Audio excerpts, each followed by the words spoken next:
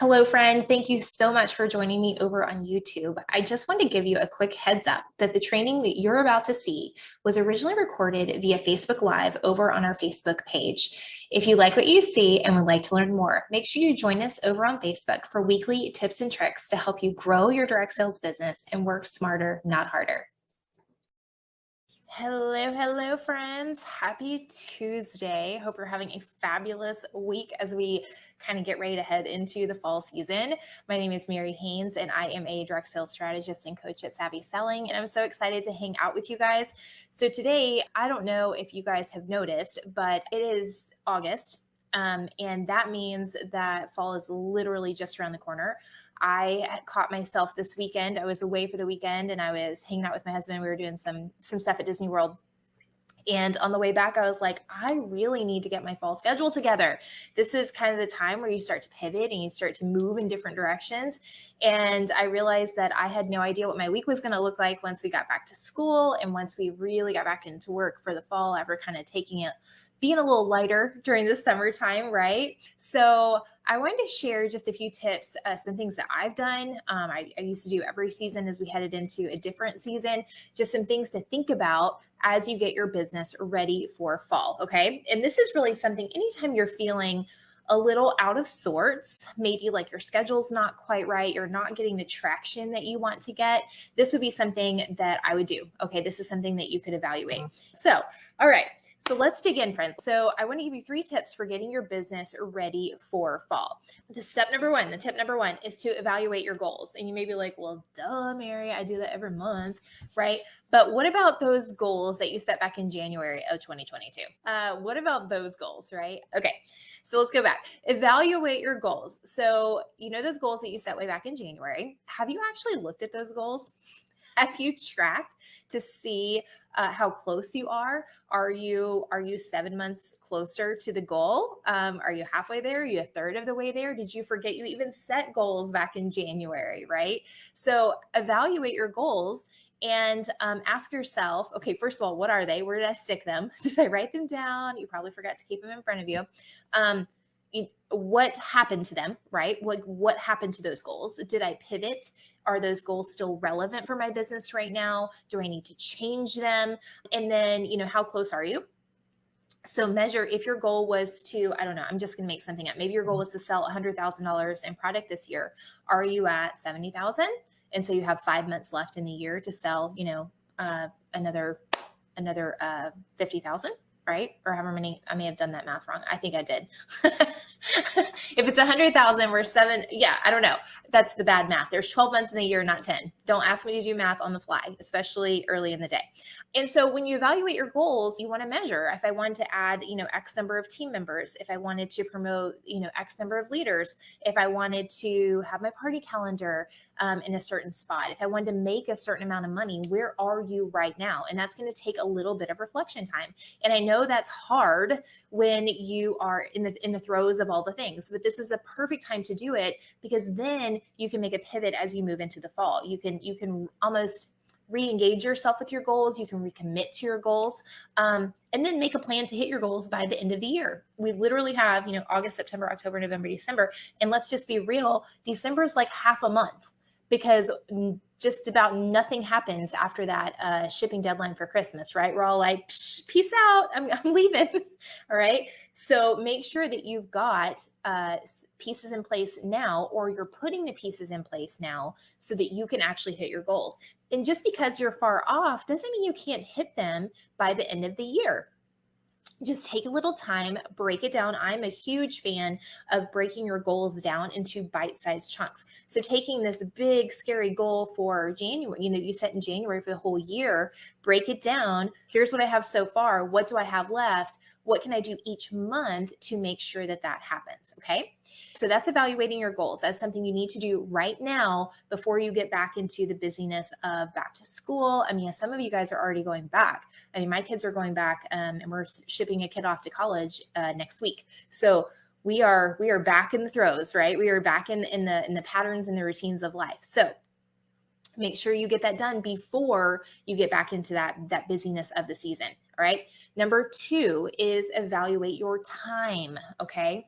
So I understand we can fall back into old habits. We can also, during the summer, kind of fall prey to the summer shenanigans, right? We're like, I just want to go to the pool. I just want to hang out with my kids. I don't actually want to work the business things, right?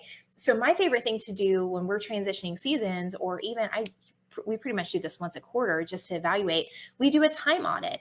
And what this means is we look at where are we spending our time, and is that actually where we want to be spending our time. So this is something I did actually a couple of weeks ago as we were heading into August, because I wanted to make sure, am I actually spending time on the things that I need to be spending time on? And this could be for home stuff. This could be for business stuff. This is everything, because the time that you're spending, on your business, you guys have home-based businesses, it does affect your home time, right? Your family time. So is that aligned? Is that where you want it? Do you want to be spending more time with your family? Do you want to be spending more time on your business? What does it look like right now? So a time audit is literally where you just write down everything that you do for 3 or 4 days. You could even do 5 if you want to. And then look at, are there things that I'm doing that are dumb? Like these things that I'm doing that are not really moving my business forward?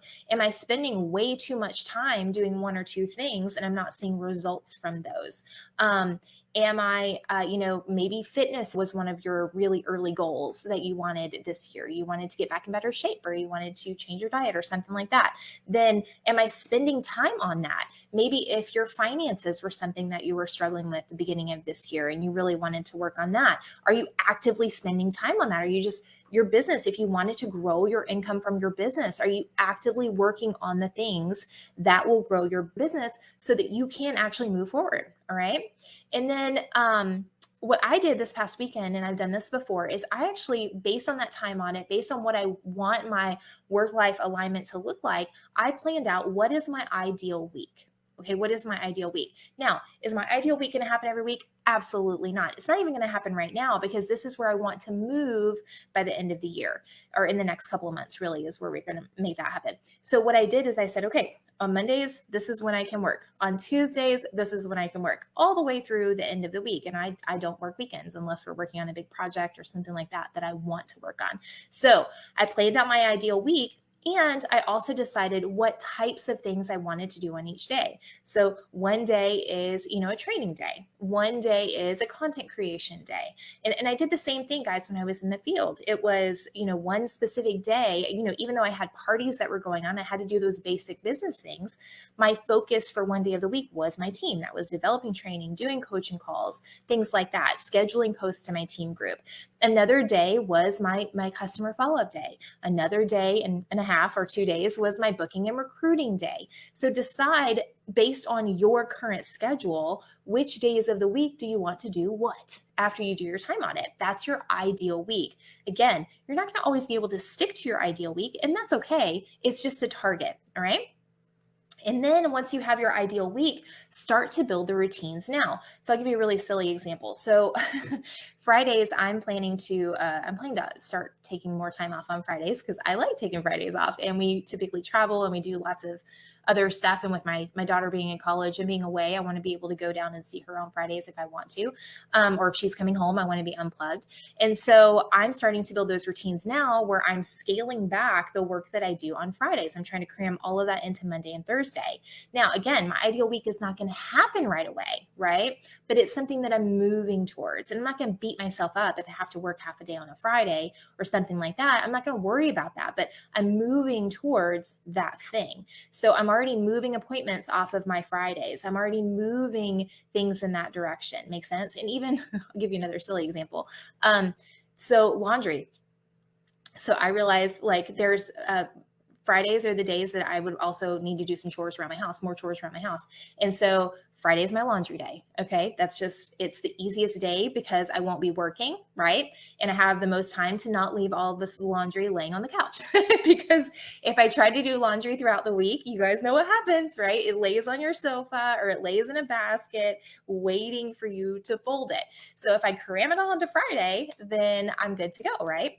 And then I've got other things that I want to work on specific days. Okay. So evaluate your time. That's a really long thing to do, but it's important that we start kind of identifying, where am I leaking time? Where am I not spending time thoughtfully? Because a lot of us do financial budgets, but most people don't do time budgets. And money, you can always make more money, but you can't make more time. So we need to be as thoughtful about our time as we are with our money. Okay. So really think about that. How am I spending those 24 hours that I've been given?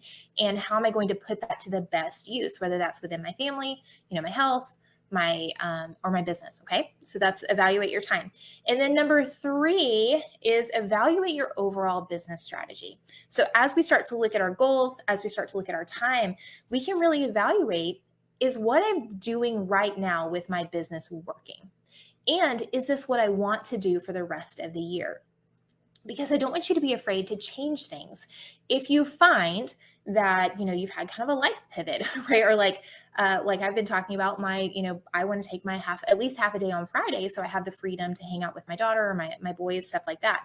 I'm changing things. My life has pivoted a little bit. So my overall strategy for working my business is going to change. So if you find, okay, I've been doing 5-day parties, but I don't really want to work Fridays anymore. So I'm going to pivot to a 4-day or a 3-day party and see what happens, right?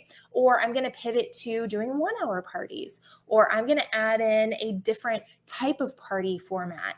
All of those things are valid, and you can make those decisions in your business, but we just need to make sure that you're actually taking the time to evaluate, is that what you want to do? Now, if you are completely content with where your business is going and what you're doing, don't change, right? Don't change. You don't have to pivot, but this is where we need to take some time to reflect on our overall business strategy and decide if we want to make something change. So the biggest question that you need to ask yourself is, how do you want to show up for your business the rest of the year? Because only you get to determine that. Only you are the person. Your upline, sideline business bestie doesn't get to tell you what to do. This is your business. You need to own it. So this is where you have to decide. So take some time. That would be my challenge for you guys, is take some time the rest of this week before, again, you get back into those busy routines of back to school, and evaluate your goals. How close, how far am I? Evaluate your time. How am I spending my time? And is that how I want to continue spending my time? Do I need to change things? Come up with a plan for an ideal week. What does that look like for you? And then start moving in that direction. And then last, evaluate your overall strategy. Is this how I want to show up in my business?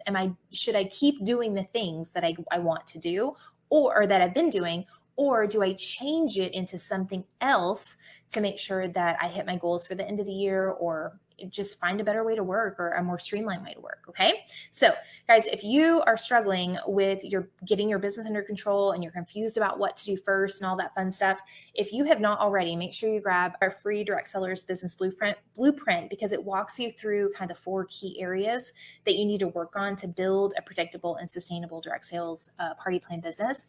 And so it will help you identify maybe where your holes are, maybe the areas that you really need to work on, so that you can keep moving forward, and you can literally evaluate, your overall business strategy. Okay. So I would love to know, as you guys start working through this, make sure you come back and comment and tell me, like, how close are you to your goals? Okay. And maybe like some things that your time that you're like, whoa, what was your biggest aha when you start evaluating your time and how you're spending your time? I would love to know. All right, guys, enjoy the rest of your week. Have a fabulous, fabulous kind of beginning or ending of summer, beginning of back to school season. And I will see you guys soon. Bye, guys.